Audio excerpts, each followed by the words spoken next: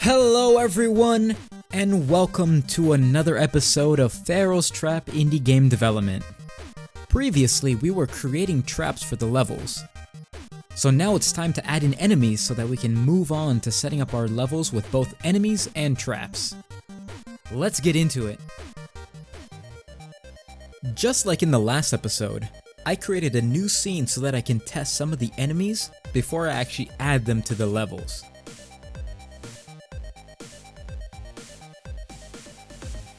But before I actually got to work on the enemies, I procrastinated a little bit. But in a good way. I wanted to try to implement an effect I see in a lot of other games, and that effect is called Parallax.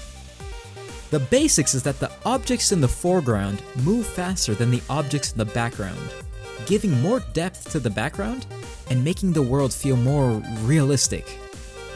A quick way to do this in Unity is to just change the camera setting to perspective and push the background along the Z-axis to give the room a little bit more depth. And the parallaxing effect just works.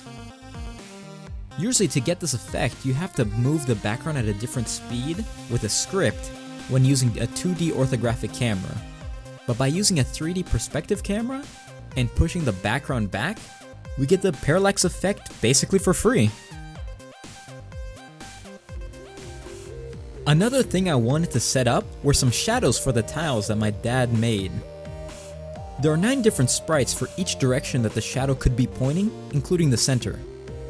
It would be really tedious to draw them by selecting each sprite individually, but luckily, thanks to Unity's rule tile sets, I can set up a single tile that I can use to paint the shadows on the tile, and they'll select the correct sprites to put depending on their adjacent tiles. All in all, these simple little tweaks put more emphasis on important information like the player, instead of less important information, such as the backgrounds.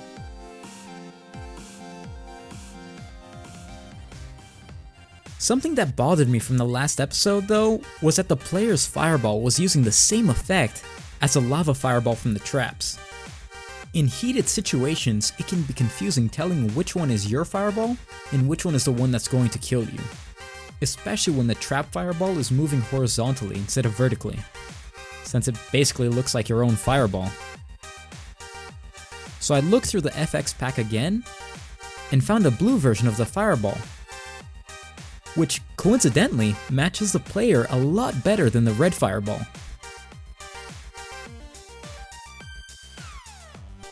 And while I was playing around with the player's fireball, I remember one comment that said it would be cool if you could charge the fireballs you shoot, and I thought that was a great idea.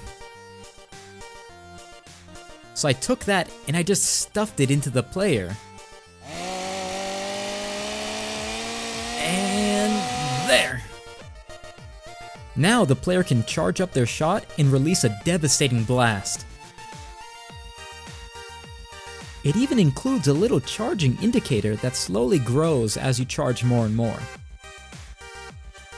You can even one-shot some of the easier enemies in the game, but I might have to balance that later in the development of the game, because I'm not exactly sure how I feel about one-shotting enemies.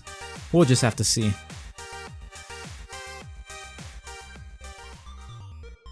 Another comment that I read was saying that the fireball should knock enemies backwards. And while I thought that was a good idea, I prefer the enemies being sturdier and not getting knocked back as much. But that gave me a different idea that could work as a compromise. Instead of knocking back enemies, I could knock the player back when getting hit. So I got to work on a knockback mechanic for the player.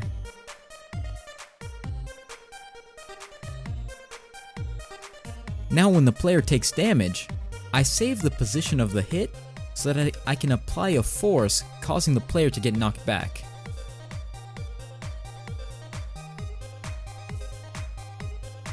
Technically, because of the way it's implemented, it can also work for other enemies as well.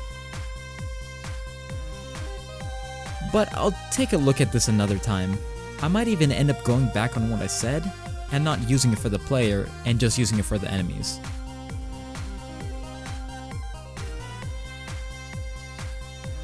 although I still felt like the knockback wasn't enough. So I started playing around with Unity's post-processing stack to add a little bit more oomph when the player gets hit, for that extra bit of polish. And I think it turned out really well.